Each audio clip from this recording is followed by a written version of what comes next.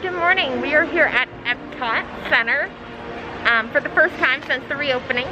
I'm actually trying out a new type of mask today.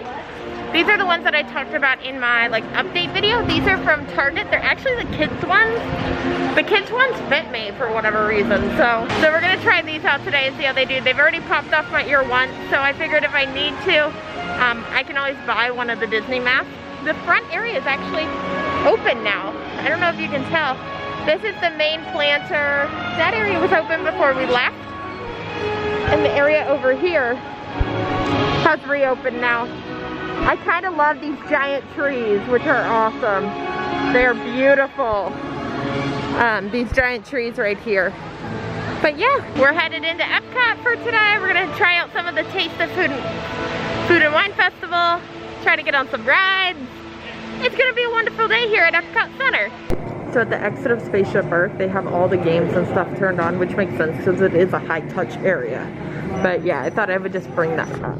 So we started off our day with Spaceship Earth, which was fantastic, as normal. Magical. The smell of Rome burning just brought joy to my heart. Now we're headed to Test Track. It says it is a 25-minute wait. We'll see if it actually is. We're gonna jump in line. So it's been 12 minutes since we got in line, and we're coming up to our car, and it appears they're loading one family per car, which is really nice. So I just got off Test Track, and there's this booth out here, and it's been completely redone, but it's called the Donut Box, and it's coming this fall, so I don't know if it actually is coming this fall or not, but there's like 3 different types of donut, or I guess they're donut holes, and then a black and white coffee cocktail and a chocolate cream stout with 2 different sizes. So this is pretty interesting. I wonder if this is gonna be opening later this year or not, or if it's just on hold for now. So, little insight, those pamphlets that I always tell you to pick up, they don't actually have any now. They are not doing that, but if you have the app, you can actually go in there and look at all the menus for all the different marketplaces for the Taste of Epcot Food and Wine Festival. Sorry, I got confused because they still have all the flower and garden merch, and one of my biggest tips is to get one of these gift cards and load money on it, because then you don't have a bunch of transactions on your card. The other way that you can actually pull up the menus is there's these signs around the World Showcase that have a QR code. It'll open it in the My Disney Experience app for you to find all the menus.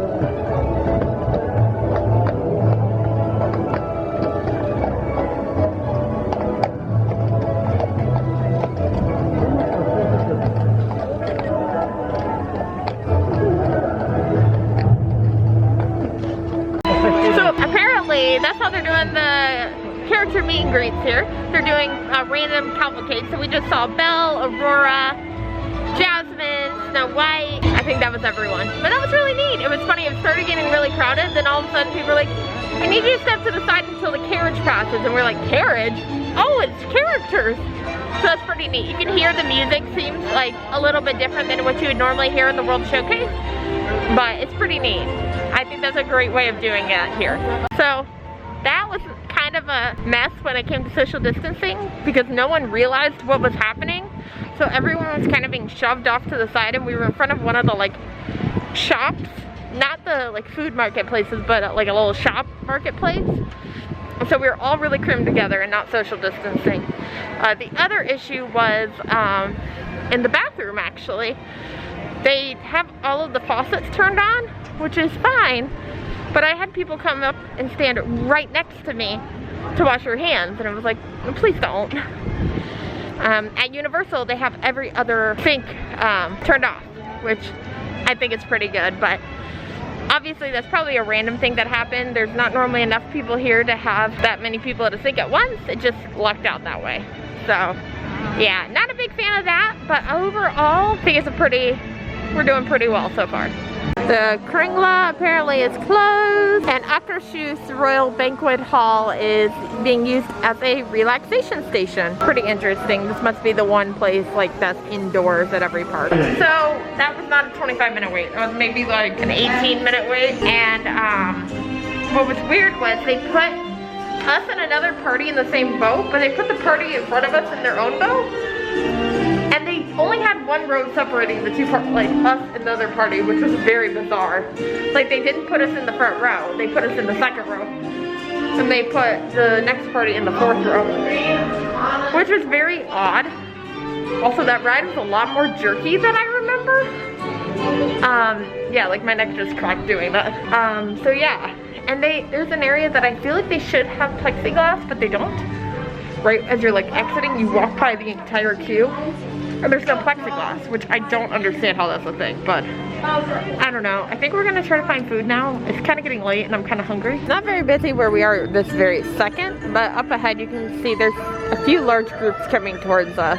But this area that we're coming up on typically gets very crowded. And here's another booth that says coming this fall out. So I wonder if they're doing a full like food and wine festival later in the year with extra booths being added or what. Who knows?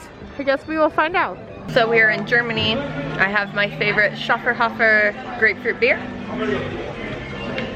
And the little like stand that's normally out with the pretzels is closed, but they have the pretzels right here, so you can still get the giant pretzels. These pretzels are the best ones on property. I don't know what they do to these things. They are so good. So this is from like the Germany food and wine booth. This is the bratwurst on a pretzel roll. And I don't know how to show, but like, I think my finger is the same diameter as the sausage. This is a very dinky sausage. Yeah, and this was $5.75, which is slightly disappointing. So I'm not a big bratwurst fan, but I'm gonna try a little bit of the meat at least. I'm literally just gonna kind of just taste like breakfast sausage. I mean, it's not bad.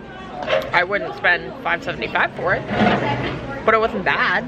We also got the apple strudel, which is actually really good size, and it comes with like a vanilla cream sauce. This was $4. Looks really good. So we're gonna try a small bite of this. Oh, that.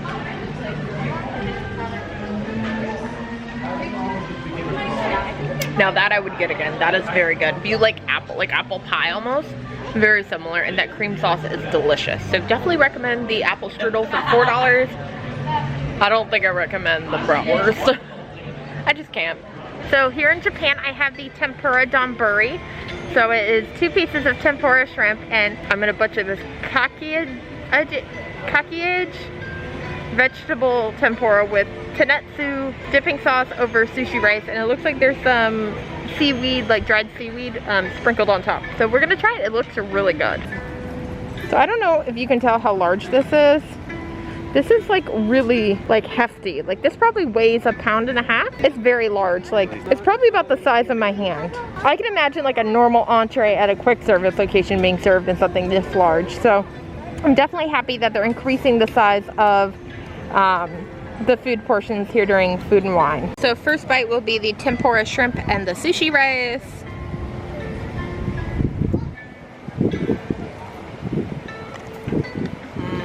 That's really good. It's gonna rain to storm, I think. I think I just saw lightning, if you're wondering what I looked at. But or it's perfectly done. I'm trying to figure out what these little green flakes are. I think they're seaweed. Maybe? They don't taste like anything. I don't know. And now we're gonna try the thing I can't pronounce, which is like the kakiage veggies, which basically looks like a veggie. I don't even know how to describe this. Like a veggie patty. That smells so really good. It almost has a sweet note to it, but it's not like sugary sweet. If that makes sense. This is excellent. This is $8, and honestly, this is excellent value for the size and as much product. So we just came in the building where the boulangerie patisserie is in France to get out of the possible storm. We were planning on coming here anyway, so definitely wanted to come and find shade. But what's cool is we found this little table. The table we came to, they had this little card that says, "This table has been sanitized for your protection. Please dispose of this card when you leave. Merci." So they know if the table doesn't have this card on it, it needs to be cleaned. But what's interesting is that if you've ever been in this building, you know how hard it is to find a table. One moment.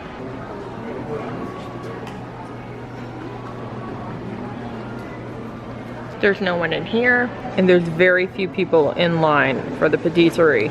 which is pretty weird to me. I'm used to this place being packed to the gills. The ice cream shop, completely empty. There's people in there to like serve you, but there's no one in line, which is also just to me. We are here in the Festival Place. I don't even know what this building's called. It was built for the Millennium Celebration, but they have 4 different booths here. There's a pianist up on the stage performing right now, so you probably can hear that. But at the festival favorites, they have one of my all-time favorite festival beverages, which is the which is the Blue Spectrum, which is a Blanc de Bleu sparkling wine with boba. This thing is so delicious. At least it was 7 years when I had it, or 3 years ago when I had it. If you like champagne, you'll like that. It's very dry, but it has a hint of like blueberry taste, and it's actually blue. This was $9 over at Festival Favorites, and it was delicious. So this is the Nitro Cake Pop with Twix. This can be found over at Desserts and Champagne. And they also have a plain Nitro Cake Pop and a Nitro Cake Pop with M&Ms that I think we're gonna try later. They also have a frozen s'mores like slushy topped with marshmallows. You can also get this in the alcoholic version that comes with whipped cream vodka. So we went to the mac and cheese booth and I got the lobster mac and cheese. And I was about halfway through with it before it's like, oh, I didn't film anything.